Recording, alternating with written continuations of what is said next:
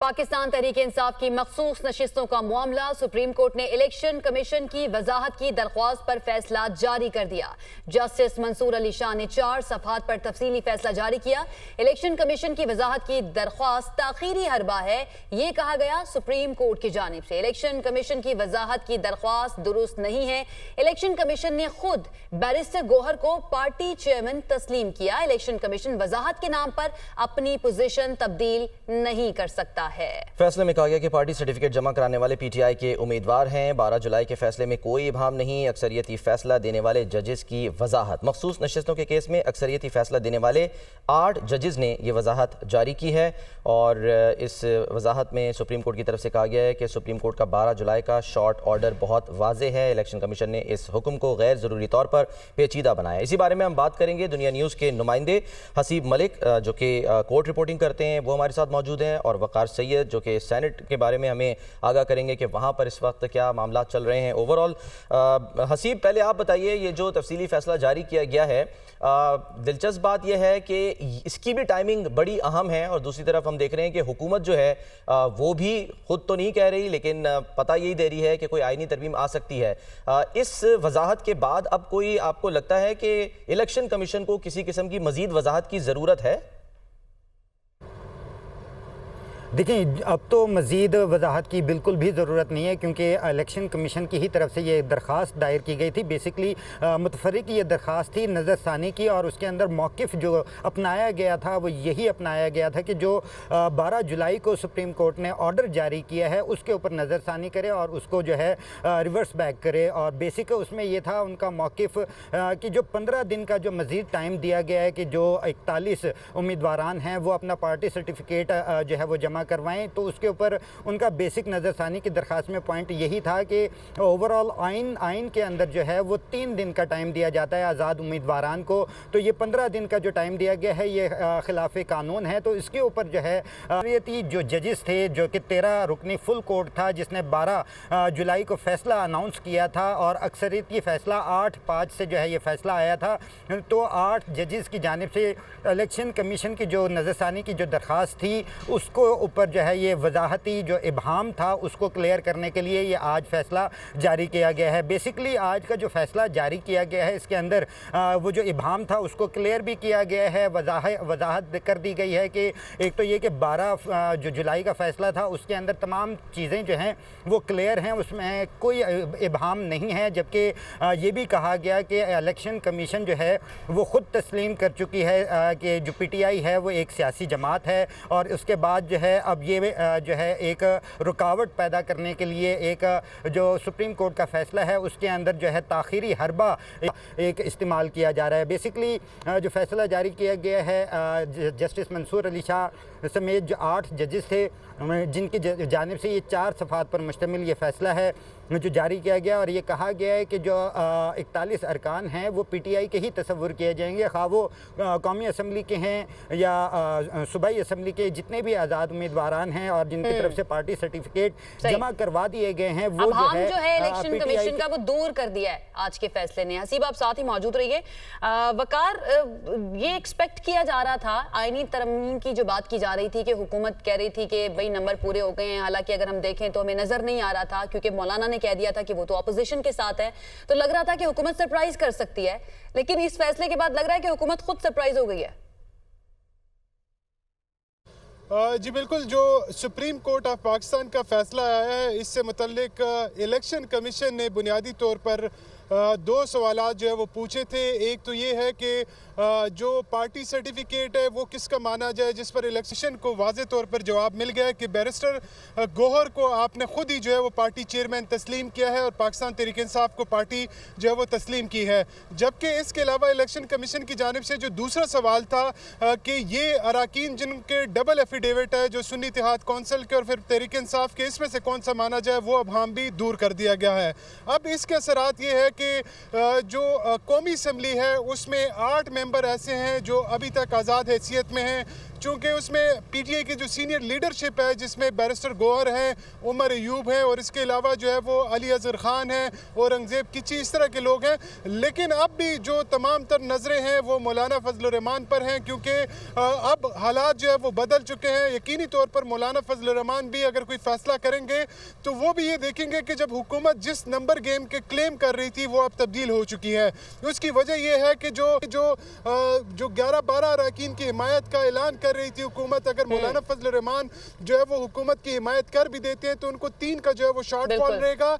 लेकिन इसके साथ जो है वो स्पीकर कौमी असम्बली जो है वो खुद भी वोट नहीं कर सकेंगे और सेनेट में जो चेयरमैन सेनेट है वो भी वोट नहीं कर सकेंगे। तो ऐसे में जो इजाफी जो वोट है, यानी कौमी असम्बली में 4 और सेनेट में इजाफी एक और वोट चाहिए होगा, उसके लिए हुकूमत को कुछ नंबर गेम करना पड़ेगा। ठीक है, और डिपेंड कर रहा होगा कि पार्लिमानी जो पार्टी है वो जो फैसला करती है फिर उस पर सबको कारबन रहना होगा। बहुत बहुत शुक्रिया वकार सैयद, आप हमारे साथ मौजूद, और हसीब मलिक, आप हमें सुप्रीम कोर्ट से मुतालिक आगाह कर रहे थे। अब वो बराह रास्त लिए चलते हैं। कौमी असम्बली का इजलास इस वक्त जारी है। हनीफ अब्बासी इजहार ख्याल कर रहे हैं। चमक रहे नहीं चाहते हाउस की कार्रवाई जारी रहे, आप नहीं चाहते हाउस की कार्रवाई जारी रहे। इनके चेहरे देखें, इनके चेहरे। आप उसका जवाब दें ना, आप उसका जवाब दें। नहीं, इस तरह नहीं होगा। जिस वक्त आपके चाहे आप शोर करें, जब किसी और को सारी तकारीर सुनी है, नहीं सारी तकारीर हमने सुनी है। नो, एक एक की तकरीर हमने सुनी है। आपको मौका मिलेगा जवाब दे। अगर आप नहीं चाहते मैं हाउस की कार्रवाई नहीं चलाता। जनाबे स्पीकर जी, अब वाइंड अप करें। अब आ जाते हैं उस बात के ऊपर जो इस वक्त बाइस निदा बनी हुई है। इनको अफगानिस्तान देखें, इनको अफगानिस्तान से प्यार है, इनको इजराइल से प्यार है, इनको हिंदुस्तान से प्यार है। ये मोहब्बत और प्यार इनका बानी PTI से नहीं है। इन्होंने अगर आज अपना बसेरा करना है, आज जनाब स्पीकर, आज तो इनको अफगानिस्तान जिसने जाना है उनका नाम लिख लें, जिसने इजराइल की नेशनलिटी लेनी है उसका नाम लिख लें और इनके वीजे लगवाएं, इनको वहां भेजें ताकि ये पाकिस्तान में बैठकर ना पाकिस्तानी फौज को गाली निकाले, ना चीफ जस्टिस को गाली निकाले। और मैं इनसे ये कहना चाहता हूं, इनसे मैं ये कहना चाहता हूं, आपको मौका मिलेगा जवाब दें। ये देखें, ये सारे बेचारे, इनके चेहरे फिर स्क्रीन लाएं, एक एक पे डालें, इनके कपड़े देखें, इनके चेहरे देखें, माशाल्लाह। अच्छा सर, जनाब स्पीकर अब आ जाते हैं उसपे। नहीं, आप जनाब स्पीकर एक और बात, जानबूझ के उस तरफ ना ले जाना प्लीज। जनाब स्पीकर एक और बात, जनाब स्पीकर एक और बात। आज ये इस पाकिस्तान के में जनाबे राजा परवेज अशरफ साहब मेरे ढोल सपाइया तनु रब दिया रखा, मैं आपको सलूट पेश करता हूं कि जिस तरह आज आपने खित्ता पठवार की नुमाइंदगी की है और अपने शहदा को खराज तहसीन पेश किया है और उन मुल्क के गद्दारों को जिन्होंने फौज के ऊपर भौंकने की कोशिश की, जिन्होंने शहदा के मुजस्समों को तोड़ा, यार आपका तो नहीं कह रहा, मैं तो जिन्होंने भौंका यार।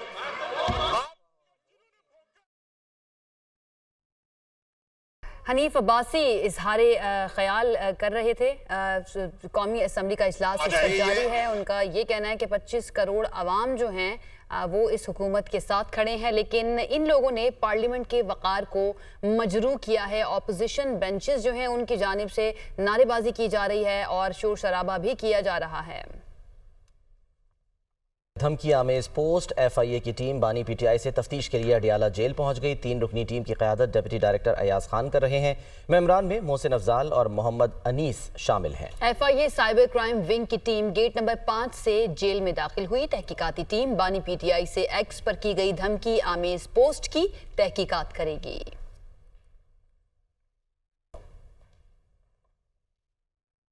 Chairman joint chiefs of staff committee का सरकारी दौरा चीन, सेंट्रल मिलिट्री कमीशन के वाइस चेयरमैन और चीफ ऑफ जनरल से अलग अलग मुलाकातें। ISPR के मुताबिक जनरल साहिर शमशाद मिर्जा का मिलिट्री कमीशन और 11वीं बीजिंग जियांगशान फोरम में पाकिस्तान के किरदार पर इजहार ख्याल। चीन का पाकिस्तान की इलाकाई सालमियत और खुद मुख्तारी पर हिमायत के लिए अपने गैर मुतज़लज़ल अज़्म का यादा। दोनों तरफ से मुतादिद शोबों में पाकिस्तान और चीन के गहरे तारीखी ताल्लुकात को सराहा गया। कल सुबह कौमी असम्बली के इजलास से पहले विफाकी काबीना का हंगामी इजलास तलब। काबीना इजलास में आईनी तरमीम के मुसव्विदे की मंजूरी दी जाएगी। इसी बारे में हम बात करेंगे। दुनिया न्यूज़ के नुमाइंदे यासिर मलिक हमारे साथ मौजूद हैं। यासिर, इस बात पर एतराज़ किया जा रहा था कि काबीना से मंजूरी के बगैर जो है ये कैसे आईनी तरमीम मंजूर हो सकती है, तो अब इजलास कल होगा। देखें, कल सुबह जो है कौमी असम्बली के इजलास से पहले वफाकी काबीना का हंगामी इजलास जो है वो तलब कर लिया गया है। वज़ीर आज़म शहबाज शरीफ ने वफाकी काबीना का इजलास तलब किया है और वफाकी काबीना के इजलास में आईनी तरमीम का जो मुसव्वदा है उसकी मंजूरी जो है वफाकी काबीना से ली जाएगी और कौमी असम्बली के इजलास से कबल वफाकी काबीना का इजलास होगा। और कभी इम्कान ये है कि ये इजलास जो है पार्लियामेंट के अंदर ही सुबह जो है वो बुलाया जाएगा कमेटी रूम नंबर 2 में, और वहाँ पर इस मुसव्वदे की मंजूरी लेने के बाद फौरी तौर पर ये जो तरमीमी जो बिल आना है ये फिर कौमी असम्बली में पेश किया जाएगा। जो बैरिस्टर गौर है पाकिस्तान तहरीक इंसाफ के चेयरमैन, उनकी जानिब से कहा जा रहा था कि पहले काबीना से मंजूरी ली जानी है और कानूनी तकाजे जो है वो इसमें पूरे नहीं किए जा रहे, तो अब वफाकी काबीना का हंगामी इजलास जो है वो कल सुबह तलब किया गया है कौमी असम्बली के इजलास से पहले, और इस इजलास में जो है वो आईनी। ठीक है यासिर मलिक, आप अपडेट कर रहे थे, बहुत शुक्रिया आपका।